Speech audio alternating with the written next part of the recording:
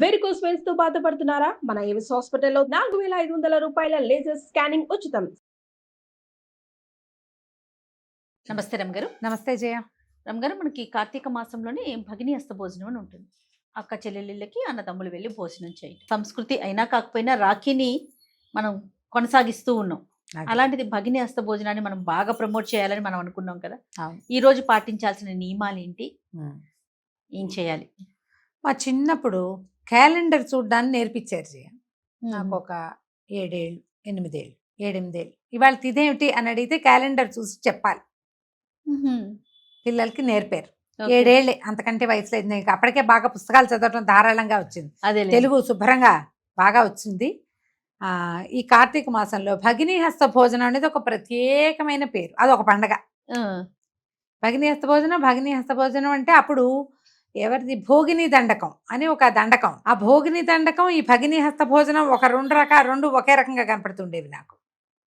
అదేదో పండగ అనుకునేదాన్ని. నేను ఏమి చేసినట్టు తెలిసేది కాదు. ఓకే. కానీ నాకు బాగా కాస్త 10 ఏళ్ళు వచ్చేసరికి నాకు తెలిసింది. మా రెండో అక్కయ్య మా అన్నయ్యని భోజనానికి పిలుస్తుండేది.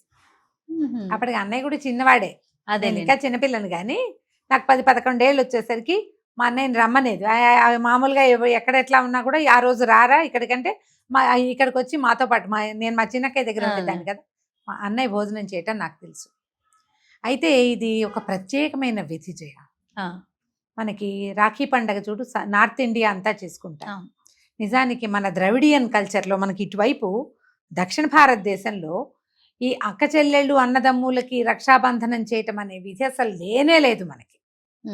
మనం హిందీ సినిమాల నుంచి తెలుసుకుని, హిందీ సీరియల్స్ ద్వారా బాగా అర్థం చేసుకుని, అదేమిటో చేయిపోతే కుదరదని భావించి ఈ రాఖీ కట్టి ఎవరినైనా అన్నయ్యలుగా చేసేసుకోవచ్చని మరి నమ్మి ప్రగాఢంగా రాఖీ కడితే ఇంకంతే అనిపించి, తర్వాత ఎక్కడైనా ఓ పిల్లవాడు పిల్ల కనపడితే ఒకళ్ళకొకళ్ళు రాఖీలు కట్టించి పిచ్చివేషాలు వేయకుండా సరిచేసే సంస్కృతిలో కూడా మనం వచ్చేసాం. కరెక్ట్, జరిగింది. పర్వాలేదు, మంచిదే, ఏదైనా చేయడని కాదు. ఇప్పుడు ఇది అసలు మన వైపు లేదు. మన ప్రాంతంలో మనకి పురాణాల ప్రకారము కొన్ని పండుగలు చేసుకునే పద్ధతి ఉంది.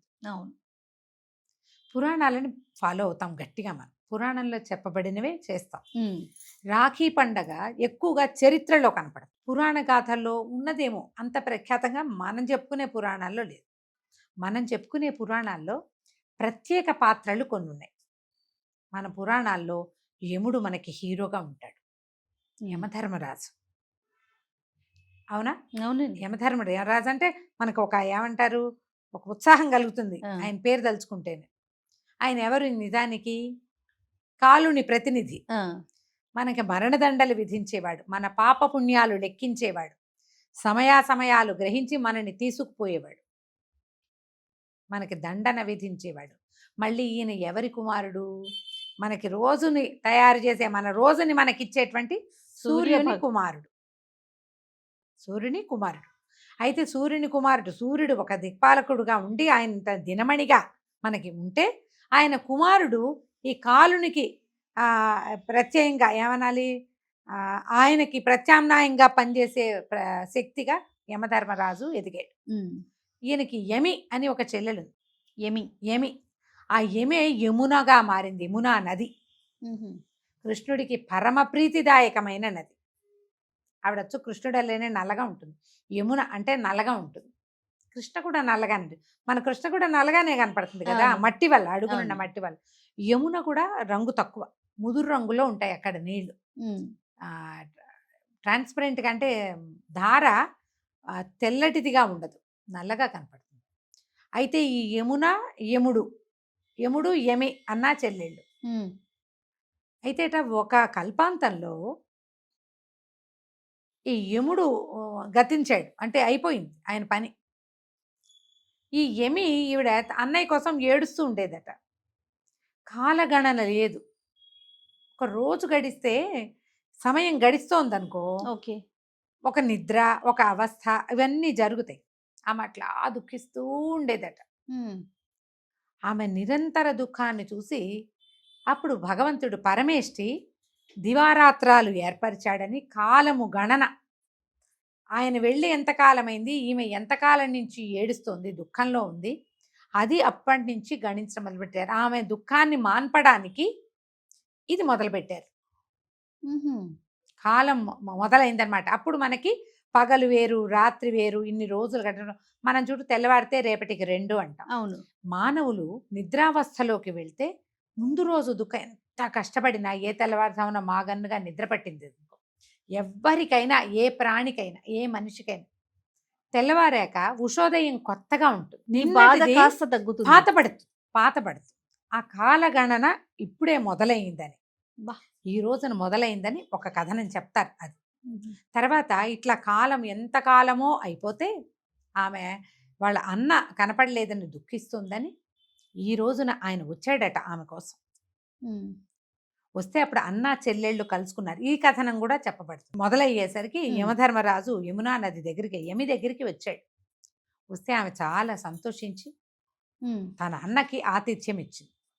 మనకి ఇట్లా అన్నా చెల్లెళ్ళుగా కనపడే వాళ్ళు ఇంకొకళ్ళు లేరు పెద్దగా. కనిపించరు, తక్కువ. ఎక్కడో ఉన్నాయి కొన్ని కథలు, కానీ చాలా తక్కువ. ఇప్పుడు చూడు, సూర్యుని కుమారుడైన యముడు కాలం అంటే కాలునితో పాటు పనిచేస్తాడు.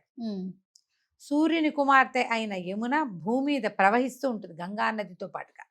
గంగా యమున అంటాం కదా. అవును. వాళ్ళిద్దరు పక్కనే ప్రవహిస్తూ ఉంటుంది. ఇట్లా ప్రత్యేకమైన వ్యక్తులిద్దరూ ఈ రోజున కలుసుకున్నారు. భోజనం చేశాడు ఆయన. అప్పుడు ఆయన ఏం చేశాడు, వెళ్తూ చెల్లెలకి ఏవో కొన్ని కానుకలు ఇచ్చి ఆమెను సంతోషి పెట్టి వెళ్ళాడట. అట్లా ప్రతి సంవత్సరం ఈ కాలగణన మొదలైంది కదా. అప్పుడు ఇట్లాగా వారాలు, నెలలు, ఋతువులు, సంవత్సరాలు, ఈ గణన అంతా అప్పటి నుంచే స్టార్ట్ అయింది వీళ్ళిద్దరు కలుసుకున్నప్పటి నుంచి. ఏటా మళ్ళీ ఆ సమయానికి ఆయన వచ్చేవాడు. కాలం తెలుస్తోందిగా, ఇన్ని రోజులు గడిచినాయని. 365 రోజులు గతించాక మళ్ళీ వచ్చేవాడు. ఓకే, లెక్క తెలుస్తోంది క్లియర్గా. కాబట్టి ఈ రోజున ఇట్లా ప్రఖ్యాతమైనటువంటి అన్నా చెల్లెళ్ళైన వీళ్ళిద్దరూ ఈ రకంగా కలుసుకున్నారు. కాబట్టి ఈ రోజున ఒక అక్క చెల్లెళ్ళు, అన్నదమ్ములు కలుసుకుని ఒక చోట, వివాహితలైన స్త్రీలైతే వాళ్ళ దగ్గరికే అన్నదమ్ములు వెళ్ళాలి. చూడు, యముడేమో యమలోకంలో ఉంటాడు కదా, యమున ఎక్కడుంది, భూలోకంలో ఉంది. ఆయన ఇక్కడికి వచ్చాడు భూమి మీదకి చెల్లెల కోసం. సోదరి ఇంటికి వెళ్ళి భోజనం చేయండి. మనకి ఎన్నో మనస్పర్ధలు వస్తాయి, మనుషులం మనం. అవును, ప్రతిదానికి ఏదో ఒకటి ఉంటుంది. అక్క చెల్లెళ్ళు అన్నదమ్ములతోటి పడదు. ఏదో కొంత ఆస్తి కోసమో, కొంత భూమి కోసమో, కొన్ని మాటలు, కొన్ని మనస్పర్ధలు ఉంటాయి. ఏదో ఒక చోట ఒక టగ్ ఆఫ్ వార్ లాంటిది ఏదో వచ్చి నువ్వో వైపు నేనో వైపు అయిపోతాం. మామూలుగా ఒకళ్ళకొకళ్ళం కదా. మనం ఎంతమంది ఉన్నాం, మనం ఎంతో మంది లేం. ఇప్పుడు యముడు, యమధర్మరాజు, ఆయన చెల్లెలి కాలంలో కూడా వాళ్ళిద్దరే. ఆ తల్లి ఎక్కడికో వెళ్ళిపోయింది. ఆవిడ తన నీడని అక్కడ పెట్టింది. ఛాయను వదిలిపెట్టి వెళ్ళింది సౌమ్యాదేవి. పెడితే ఆ ఛాయ ఆవిడ కూడా సంతానం కలిగింది. శనీశ్వరుడు, తపతి వాళ్ళు కలిగారు. కలిగితే ఆవిడ తన పిల్లల్ని చూసుకుని వీళ్ళని చూడాల. వీళ్ళిద్దరూ ఒకళ్ళకొకళ్ళే ఉండేవాళ్ళు పాపం, అన్నా చెల్లి. ఇప్పుడు మనం మాత్రం 25 మంది ఉన్నామా? ఎప్పుడో పోయింది మా కాలం. ఆ కాలం అసలు ఇప్పుడు లేనలేదు. ఇద్దరు, ఒకళ్ళు, ముగ్గురు, ఇంతే. మనం కలుసుకోవటానికి మనకి మనం తప్పిస్తే ఇంకెవ్వరూ లేరు. ఎప్పుడో చెప్పాడు రాములు వారు, ఎక్కడో ఉంటే దేశే దేశే కళత్రాన్ని దేశే దేశే చ బాంధవాహ తంతు దేశం నపశ్యామి ఎత్ర భ్రాత సహోదర. ఎక్కడైనా భార్యలు, బంధువులు దొరుకుతారు, కానీ భ్రాత, సహోదరుడు, మన సోదరుడు, మనతో పాటు పుట్టినవాడు వాళ్ళే ఉంటారు. వేరే ఎవరు వస్తారు? నువ్వు ఎవరికి రాఖీ కడితే మాత్రం వాళ్ళు నీ రక్త సంబంధం అవుతారా? రాఖీలు కట్టి స్నేహం చేస్తాం. అది ఎంత మటుకు అయ్యో వరకే. నీకేదైనా దుఃఖం వస్తే కదిలిపోయే పేగ ఎలాంటిది ఎప్పుడు ఉంటుంది? నీతో పాటు పేగ పంచుకున్న వాళ్ళకే ఉంటుంది. మరి వాళ్ళని కలుసుకునేందుకు ఒక సమయం అనేది మనకు అవకాశం ఉన్నప్పుడు అది మనం ఎందుకు చెయ్యము? అక్క చెల్లెళ్ళు వాళ్ళ ఇంటికి వెళ్ళే వీల్లేదు, అక్కయ్యలే తమ్ముడింటికి రావచ్చు. కలిసి ఒక చోట కూర్చొని భోజనం చేసి 4 మంచి మాటలు ఆడుకుని, కుదిరితే ఒకళ్ళనొకళ్ళని ఏదైనా బహుమానాలతో సంభావించుకుని మీకు అవకాశం ఉంటే పొద్దునుంచి సాయంత్రం దాకా కలిసి గడిపి పంచుకుని తిని సంతోషంగా గడిపితే ఎంతో బాగుంటుంది. అది ఇట్లా పర్వదినం కాబట్టి, కార్తీక మాసం కాబట్టి పర్వదినాల్లో కలుసుకోవటం కూడా మంచిదే. ఈ అవకాశాన్ని సద్వినియోగం చేసుకోండి అందరూ. తప్పకుండా మీ అన్నదమ్ములను, ఒకవేళ లేరు ఏ కజిన్ బ్రదర్స్ను, వాళ్ళు కూడా మన వాళ్ళే అవుతారు కదా. రక్త సంబంధం ఉంటుంది వాళ్ళకి, మనకి బ్లడ్ రిలేషన్ ఉంటుందిగా. వాళ్ళైనా పిలుచుకోవచ్చు చక్కగా. ఎవరినైనా పిలుచుకుని నలుగురు కలిసి ఒక చోట భోజనం చేసి ఒక మంచి మాట్లాడుకుంటే బాగుంటుంది. ఇది ఒక ప్రత్యేకమైన పర్వం కాబట్టి దీన్ని ఉపయోగించుకోండి. దీనివల్ల వచ్చే లాభాన్ని అందరూ పొందండి. అవకాశం ఉంటే మీ పద్ధతి ప్రకారం చేసుకోవచ్చు. తప్పకుండా రమ్మగారు. నమస్తే. నమస్తే జయ.